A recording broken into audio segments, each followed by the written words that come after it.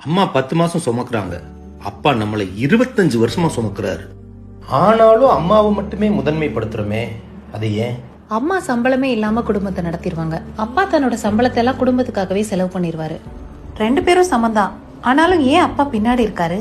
அம்மா உனக்கு என்ன வேணாலும் சமைச்சு தந்துருவாங்க, அதே நேரம் அப்பா உனக்கு என்ன தேவைனாலும் வாங்கி தர்றாருல. ஒரு ஃபோன் பண்ணா கூட முதல்ல அம்மா கிட்ட தான் பேசுவோம். ஏதாவது ஒரு கஷ்டம்னா அம்மானு தான் கத்துவோம். இதெல்லாம் நினைச்சு அப்பா என்னைக்காவது கவலைப்பட்டிருக்காரா? ஏதாவது ஒரு பண்டிகை வந்தா ட்ரெஸ் எடுக்கிறதுக்கு அப்பா தான் முதல்ல வந்து நிப்பாரு. அம்மாக்கு, பிள்ளைங்களுக்கு எல்லாருக்கும் எடுப்பாரு.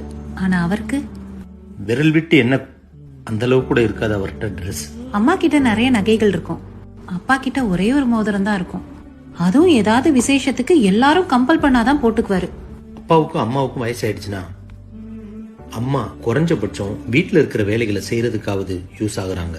ஆனா அப்பா எந்த விதத்திலுமே யூஸ் ஆக மாட்டாருன்னு நிறைய பேர் நினைக்கிறோம். அம்மாவை மட்டும் முதன்மைப்படுத்தி அப்பாவை எந்த இடத்துலயுமே காட்டாம இருக்கிறது எந்த விதத்துல நியாயம்? Download ShareChat.